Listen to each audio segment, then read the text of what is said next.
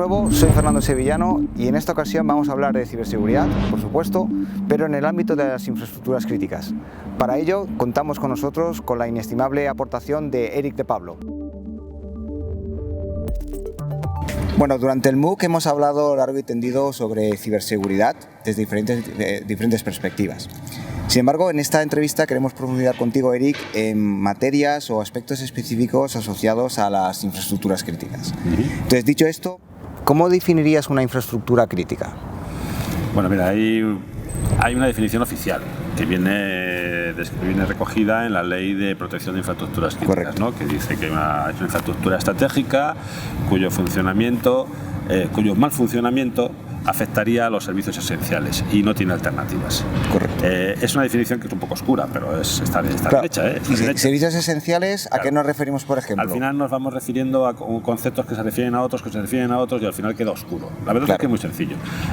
Una infraestructura crítica, también hay gente que la llama estratégica, pero la infraestructura crítica, que es para la administración, la que son críticas, son aquellas que su mal funcionamiento afecta de una manera inasumible en el bienestar de los ciudadanos.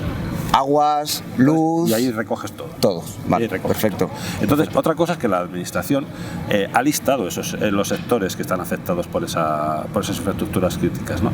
Y ese listado te va a dar una pista de cuáles son los tipos de infraestructuras críticas. Cuando hablas de qué es una infraestructura crítica, lo puedes deducir de ahí. Vale. El sector energético, y ahí tendrías pues desde redes eléctricas de alta tensión, lo que son infraestructuras hidráulicas, refinerías, gasoductos, oleoductos. Es en el sector energético.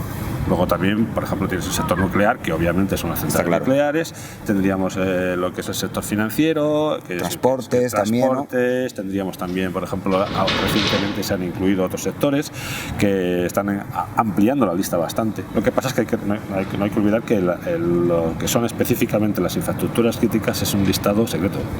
Pues lo que son las instalaciones son secretas. Pero podemos deducirlo a través de esos sectores. Y no es muy difícil entenderlo. Una instalación de agua, por ejemplo, pues lo que son los grandes embalses, las depuradoras, pues son infraestructuras críticas porque afectan al ciudadano, al bienestar del ciudadano, y no tienen alternativas sencillas. Efectivamente. Una cosa importante sobre infraestructuras críticas es que, claro, todas estas infraestructuras normalmente están interrelacionadas, ¿no?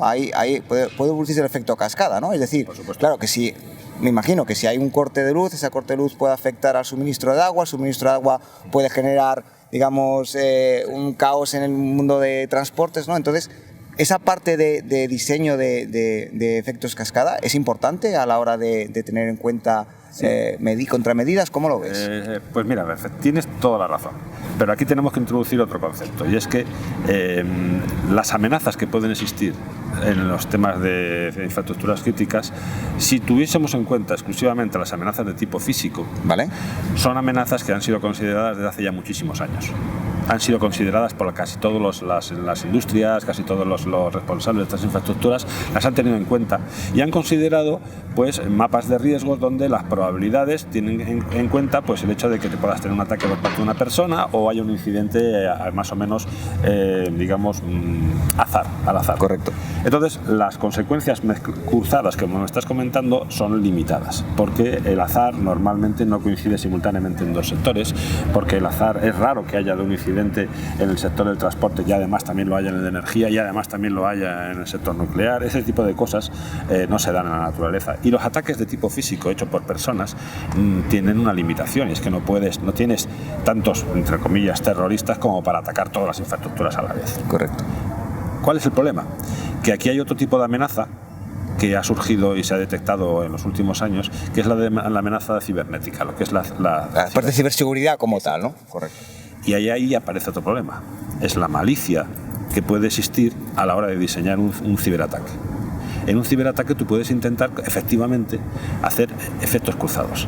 Vale. Eso ya no es natural, eso ya es producto de la malicia. De una cosa permanente, avanzada, lo que hemos hablado, ¿no? Claro, de las APTs, ¿no? Claro, y eso desde un despacho o desde una silla o desde es perfectamente posible. Porque tú puedes atacar a la vez con el mismo ordenador, con el mismo teclado, puedes estar atacando una central eléctrica y a la vez un oleoducto y a la vez puedes estar atacando otra cosa. Es decir, esos ataques cruzados, esos ataques masivos, son y Teóricamente son posibles. Hoy en día sabemos que la capacidad que tienen los ciberatacantes es limitada, pero está creciendo a una velocidad de vértigo.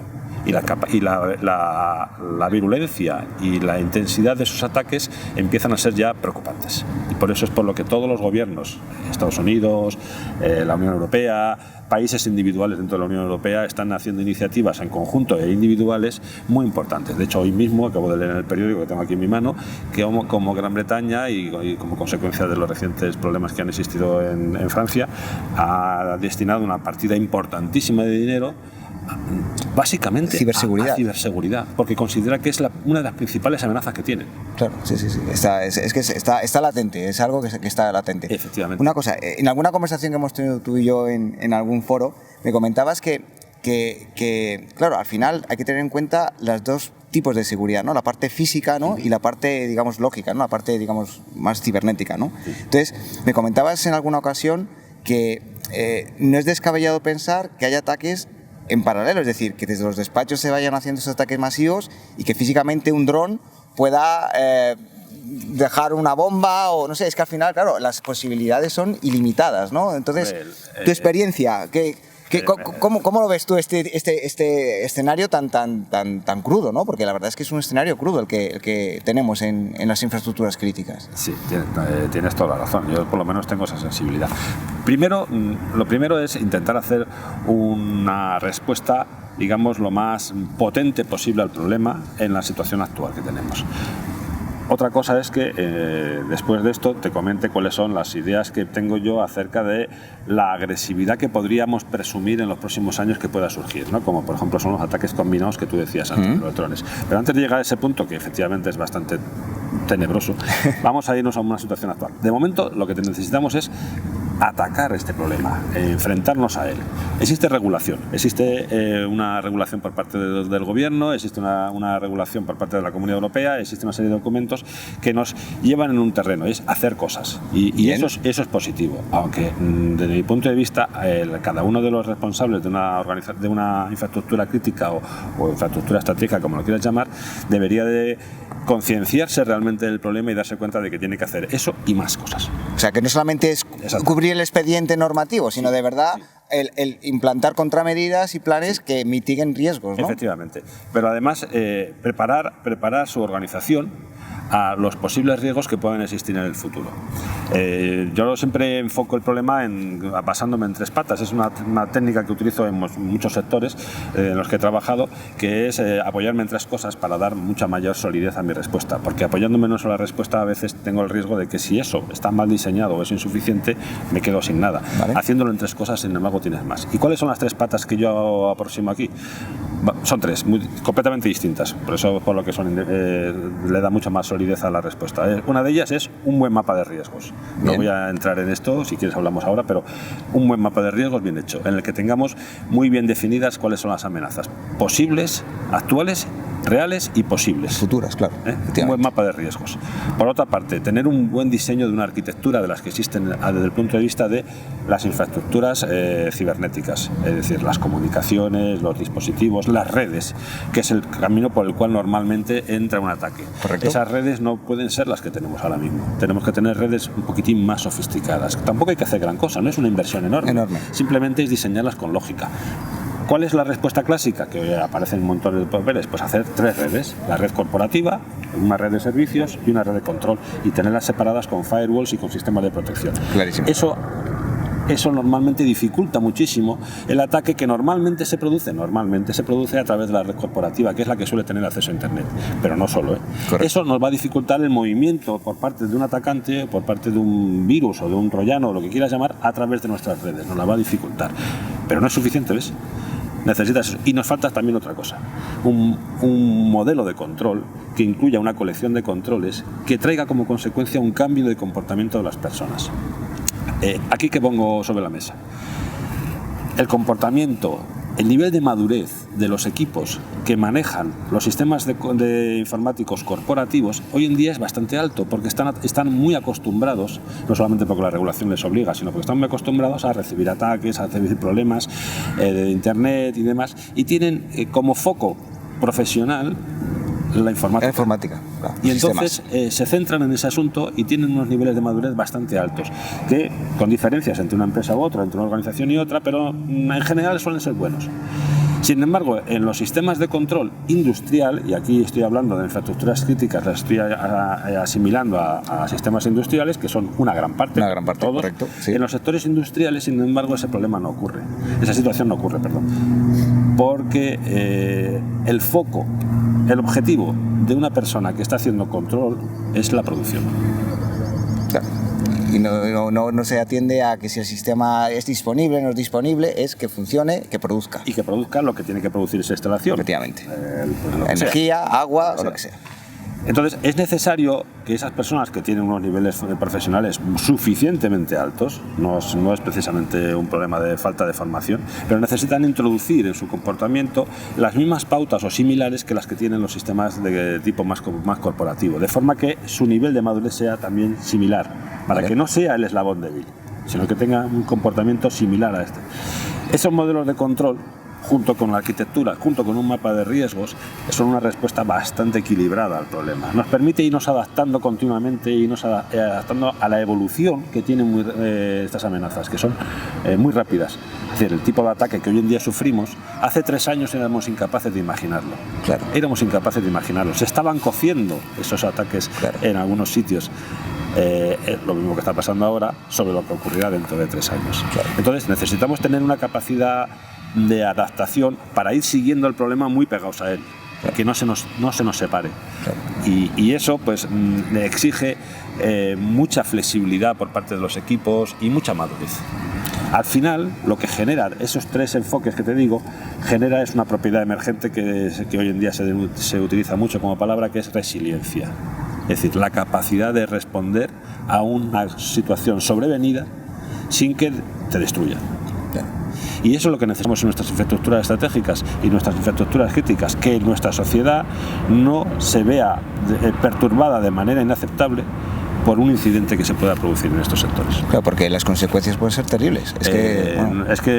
Puestos a imaginar, podemos imaginar barbaridades. Claro.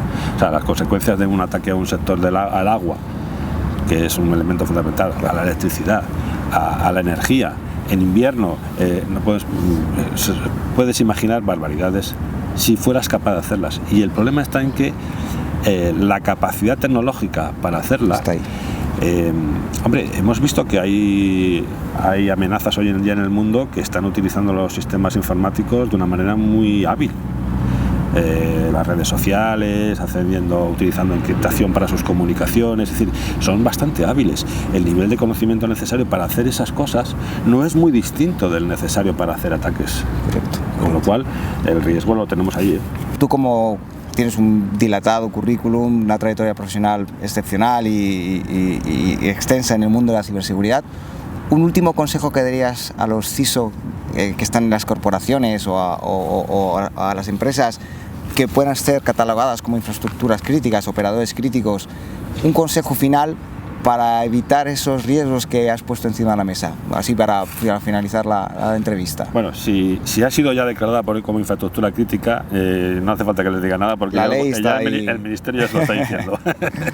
Pero para aquellos que no lo hayan sido y se preocupen de sus infraestructuras y estén preocupados por sus infraestructuras, no solamente por el efecto que pueda tener en la población, sino también para la propia supervivencia de su organización, de su empresa, yo una de las cosas que les recomendaría es que no oculten el problema, que transmitan a la alta dirección la gravedad del problema en su justa medida, sin exagerar y sin reducir, pero que no oculten el problema. Uno de los problemas que me he encontrado en este sector es que todo el mundo dice, a mí no me va a ocurrir. Todo el mundo dice, no, pero es que yo no soy susceptible a este tipo de... Yo tengo todo controlado, también es muy típico, ¿no? Sí. A mí no me pasa. Y a la alta dirección les llegan muchas veces mensajes que son de... Bueno, esto no es para tanto, esto es... Pues no, señor, no es verdad. Sí. Y hay que transmitirlo, porque una vez que lo has transmitido, lo normal es que si la pérdida esperada y los efectos que hay sobre el medio ambiente y las personas son conocidos por la alta dirección, es que hay una reacción. Eric, ha sido un placer tenerte aquí esta mañana con nosotros. Muchísimas gracias por tus aportaciones, ha sido un placer y hasta la siguiente. Muy bien, muchas gracias. Muchas gracias.